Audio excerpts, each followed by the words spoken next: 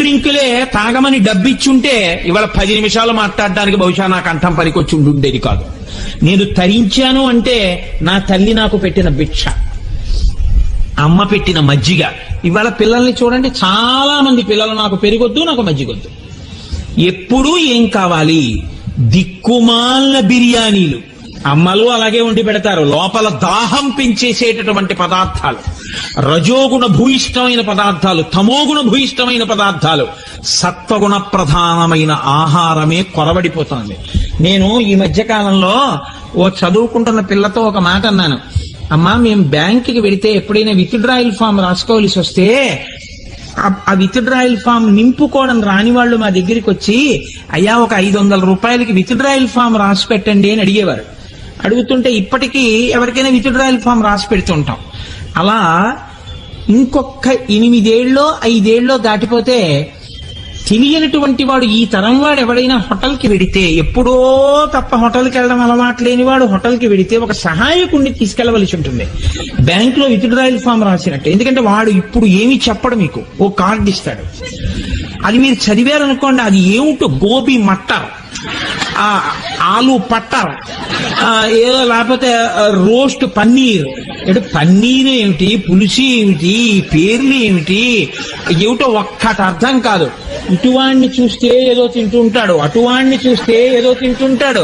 ఆ పేర్లా మనకి తెలియవు, అడిగితే బాగుండదు, వీడు ఎప్పుడు తినలేదులా ఉంది జీవితంలో అనుకుంటాడు.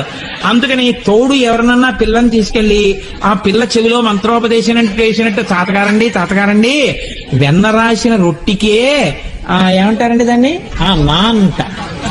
నాన్ అంటే లేనిది, నిన్ను లేకుండా చేసేయగలిగినది, కాబట్టి దాని పేరు నాన్. అటువంటిది ఏదో మనం ఆర్డర్ ఇస్తే వాడు అవేవో పట్టుకొచ్చి అక్కడ పెడితే అది ఏం తినాలి, ఎలా తినాలి, అసలు ఆ కూర ఏమిటి, ఆ పులుసు ఏమిటి, అసలు ఆ పేరు ఏమిటి, ఏ పేరు చెప్తే ఏం తెస్తాడో, తెచ్చిన తర్వాత నువ్వేం తింటావో, ఏ ప్రాయశ్చిత్తం చేసుకోవాలో ఏమీ తెలియదు. పూర్వం ఏదో ఇడ్లీ, పెసరట్టు, ఉప్మా, పూరి ఉండేవి. వాడు కూడా పాపం చాలా సున్నిత మనస్కుడే. ఏమున్నాయి అంటే ప్రతి వాడి దగ్గర గోత్రనామాలు చెప్పించుకున్నట్టు పూజలో ప్రతి వాడి దగ్గరికి వెళ్ళి ఆంతరిక గోత్ర సిద్ధార్థం అని ఆయన పాపం ప్రతి టేబుల్ దగ్గరికి వచ్చి ఏదో ఇడ్లీ, వడ, పూరి, సాంబార్ ఆయన చదివేవాడు. అందులో వాడు పక్కవాడిని అడిగి సంప్రదించి ఏదో పెద్ద యజ్ఞం చేసినట్టు ఇది తెమ్మంటే వాడు తెస్తే తినేవాళ్ళం. ఇప్పుడు వాడు చెప్పడయ్యా, వాడు దక్షిణామూర్తి అట్టబారేస్తాడంతే. అది మీరు చదువుకోవాలి, చదువుకుంటే అర్థం అవ్వద్దు. అది లలితా సహస్ర భాష్యం కన్నా కఠినంగా ఉంటుంది. అది ఎవరికి తెలుస్తుంది? అది రోజు వెళ్ళేవాడిని ఎవరినో వాడిని తీసుకుని వెళ్ళాలి, వాడిని అడగాలయా ఇది ఏమిటి.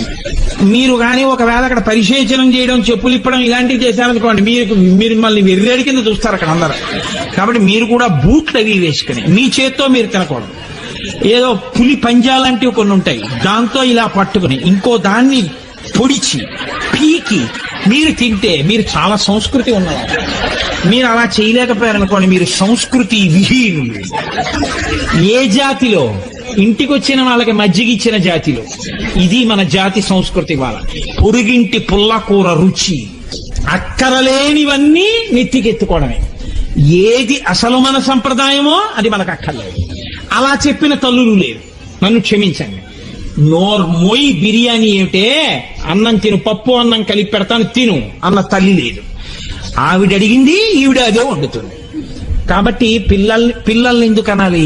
పిల్లలు తప్పే ఉంది, అమ్మ వండి పెడితే వాళ్ళకి అలవాటు అవుతుంది. మనకి ఇది ఉంది, అక్కడ 103 కనపడుతున్నాయి, ఇది మార్చి అది మార్చిది, దానికే మనకి టైం లేదు. ఇంకా పిల్లలకి ఎక్కడ వండి పెడతాం మనం? శనివారం ఉపవాసం అంతా ఏమిటిరా అంటే హోటళ్లలోనే. సరే, ఇప్పుడు అవన్నీ ప్రారంభం నాకెందుకు కానండి.